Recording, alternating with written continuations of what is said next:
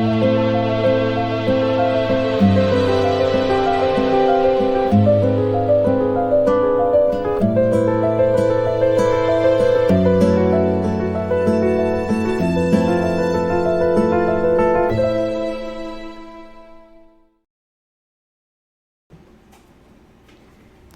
guys, it's Christy. Welcome back to my channel. If you did not see my 2 videos from earlier today, I am not feeling good. I'm very sick, and let's just say nausea meds only help so much.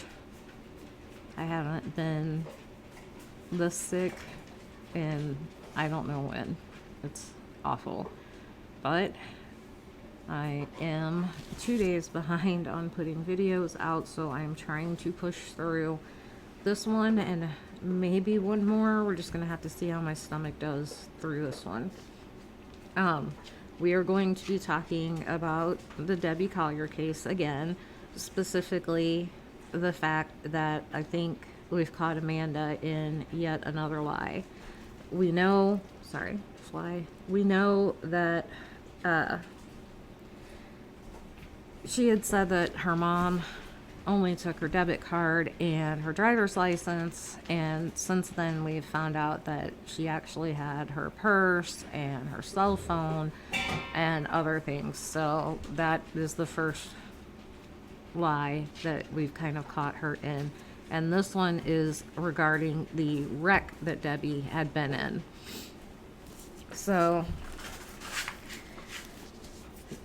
if you haven't watched the video where I play the 3 911 calls, go back and watch that. At least watch the first 911 call. It's from Debbie's sister, and that's what we're going to talk about first in this video.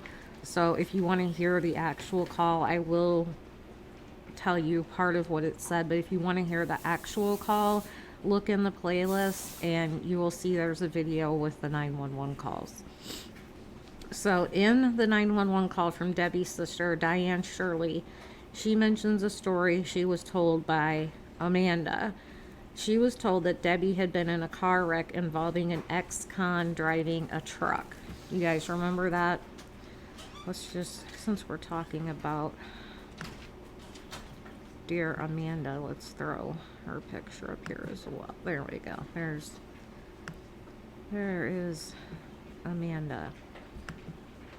So, in the call, Diane says, from my niece, she said Debbie was in an accident about a month ago. Debbie was driving behind a truck when a paint can fell off and struck her car. The paint went everywhere, and the driver was trying to convince my sister not to tell the cops that he was driving because he was out on parole, and there was a stipulation to his parole that he could not drive. So Debbie was involved in an accident, but it was actually 4 months ago. It was in April. And I've got, let's see. This is from the Athens Clark County Police Department. It's the diagram showing the details of the crash from April 30th of 2022. And it involved a man named Miguel Martinez, and that's what we're going to talk about. So first off, Amanda said the accident happened a month ago and it had actually been 4 months, but we'll give her the benefit of the doubt on that one as far as the time frame goes. Maybe she just misspoke to her aunt. So that is not the lie. So, in the actual accident, a metal item fell off the roof of a 2009 GMC Savannah van and slammed into the driver's side front end of Debbie's 2020 Ford Ranger, causing an accident. Now, as you notice, it says a metal item. It does not say a paint can, and it says nothing about paint going everywhere. But again, that's not the biggest part of the lie. Police cited Miguel Martinez, 48, for allegedly driving without a license and operating a vehicle without securing the load. So let's talk about this ex-con, Miguel Martinez. This is where we have the lie. So Martinez had faced a number of misdemeanors after allegedly pulling his ex's hair while she was holding their child in early 2015, and they both tumbled down to the ground. However, he is not part of Georgia's parole system. Most of those charges were dismissed in a plea deal in which he admitted to 2 counts of disorderly conduct.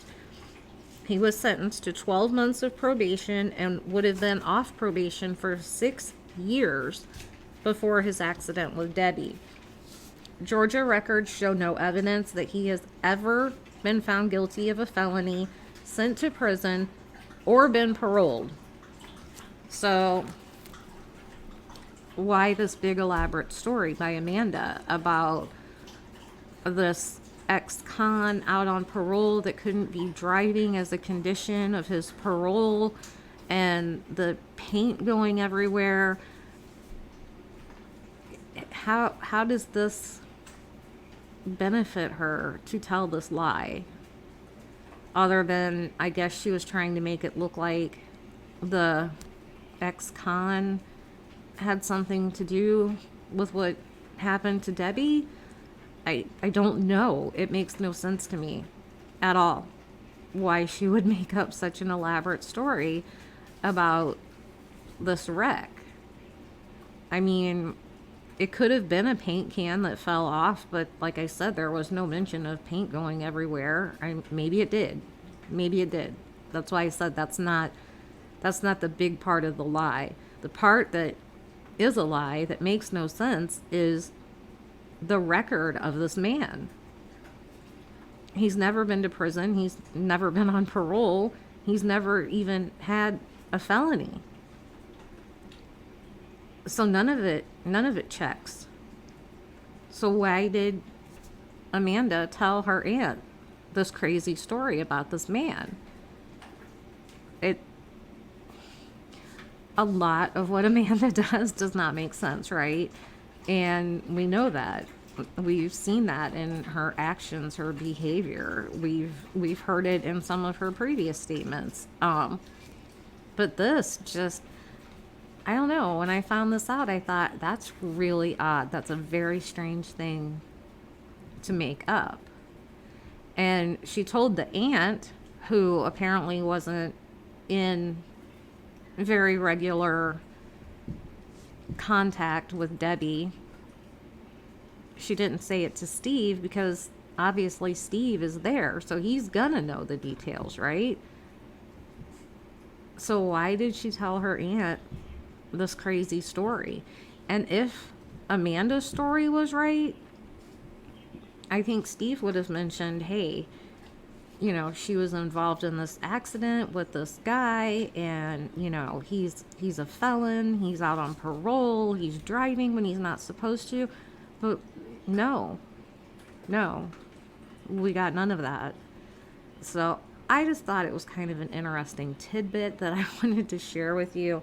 And then I also wanted to bring up, I've had a lot of you emailing me about it. Yes, I did see the videos about Andrew's court fines and fees equaling $2,385.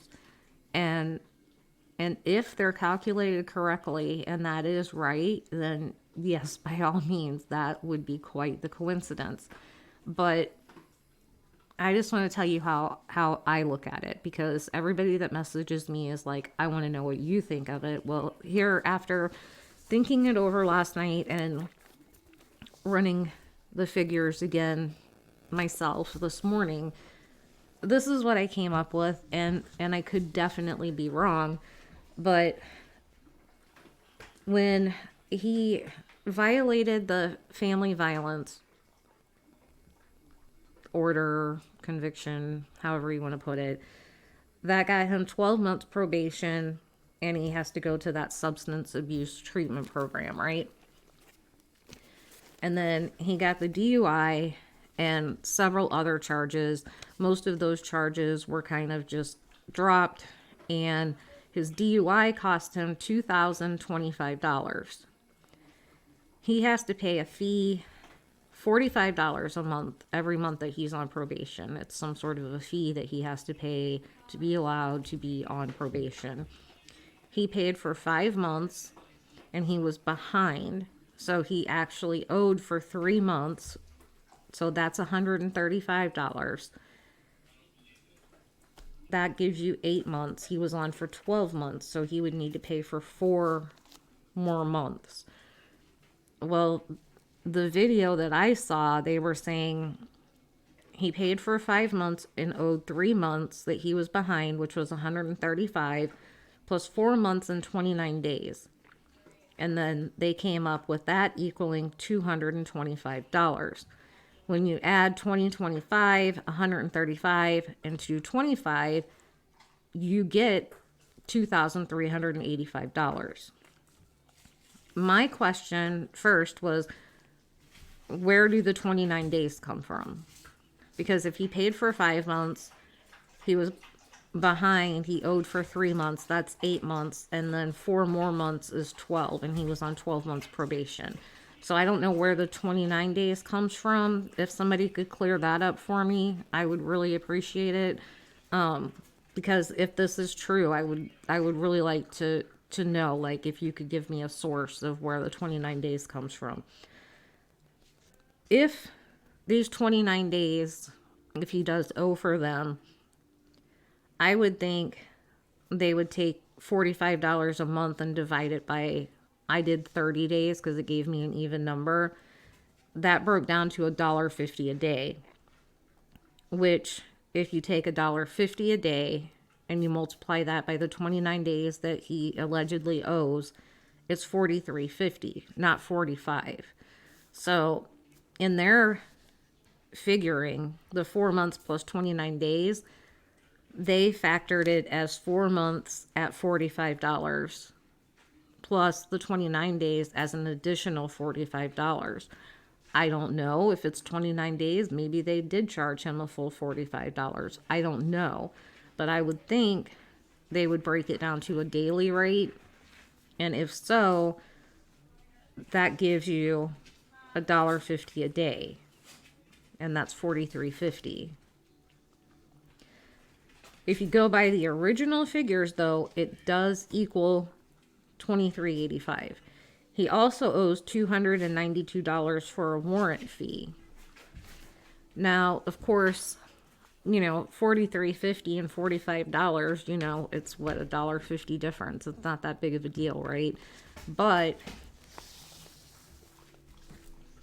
$23.85, maybe that was, they rounded up. I don't know. I mean, $1.50 isn't really that big of a deal in the grand scheme of things, but I just wanted to let you know how I had broken it down so you could see. I mean, it's absolutely possible. If he wasn't aware of this $292 for a warrant fee, I mean, it could be possible. And it is a coincidence, definitely. And there's so many things in this case that they don't add up and seem coincidental, like the rehab on Victory Home Lane, like the Habitat for Humanity that's right by the Family Dollar that, Amanda worked for Habitat for Humanity in Maryland. And there's a lot of things, right? So maybe this is something, maybe it is just a coincidence, but I'm sure that if we as a true crime community have thought of it, law enforcement has probably looked into it as well. So it'll be interesting to see what comes out. And if that is the amount of his fees owed, that kind of just goes to show the stupidity of these people. Why would you put something in there that's so obvious? But we have to consider who we're dealing with, right? So I also wanted to show you in the press conference, you remember they said they had spotted her car on the Tallulah Falls school system cameras. This is the picture that they showed at the press conference. This is Debbie at 2 something. I'd have to go back in my notes for the exact time, but this would have been when she was headed up towards Family Dollar. And I'm gonna look at the video of her. Remember in the press conference, they said that they had found out that she sat in the parking lot for an additional 10 minutes and left at 3:19 after sending the Venmo at 3:17 and her phone being shut off at 3:17. So I've got some video from the parking lot that I'm going to let you look at now.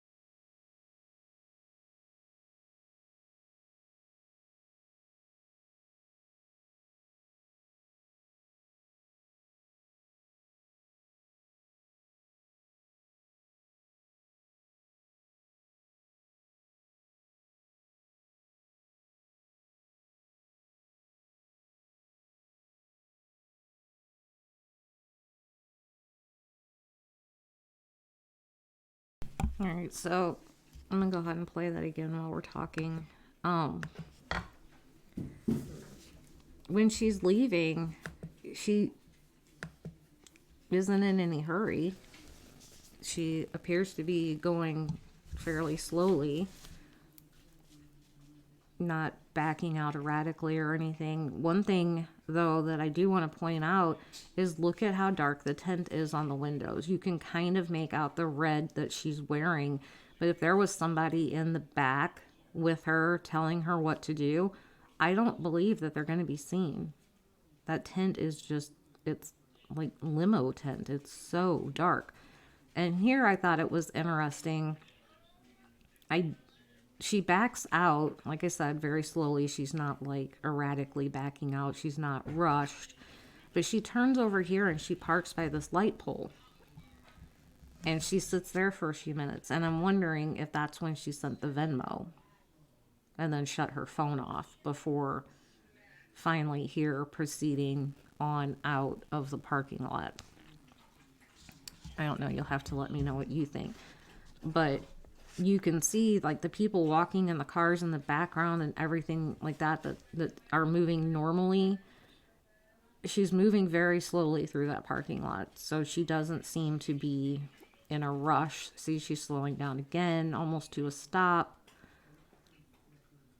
It doesn't seem like she's under a time crunch of any kind. Sorry, I am having major feedback with my microphone today.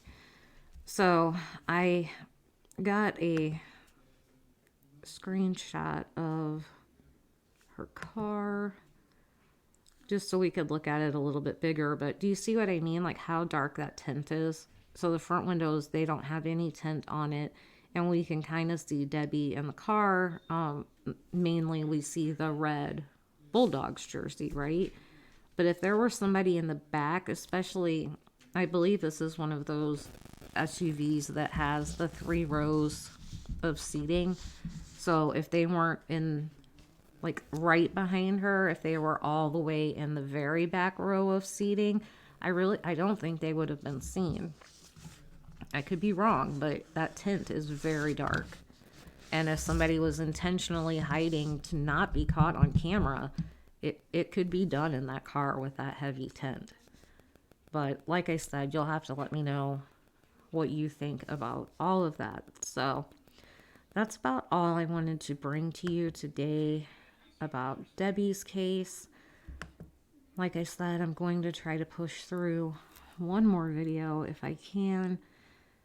And thank you for bearing with me while I'm not feeling good. Maybe I don't seem like my normal self, and I apologize. I know I probably look like death warmed over, but I'm trying to get this information out to you while it's all still relevant. So thank you for putting up with me. Thank you for spending a little bit of your afternoon with me to hear about what may be yet another lie from Amanda. Like this video, share it, subscribe. You can join the channel now. You can become a member and get your Steve emojis and get your Steve badge next to your name. Super thanks are available now. I got an email that if you want to support me, my channel, with a donation, you can do a super thanks on the videos now. I don't know. That's what they said. So if it's there, you want to, go ahead. You're not obligated by any means. But please do like, share, and subscribe to the channel. It does mean a lot to me. It really does. I have very much enjoyed watching our little community here grow and gain more Steve fans. But y'all know you mean the world to me. I love every one of you, and I hope you're having a great day. I am not, but that's okay. I'm making the best of it. So, as always, I will see you all in the next one.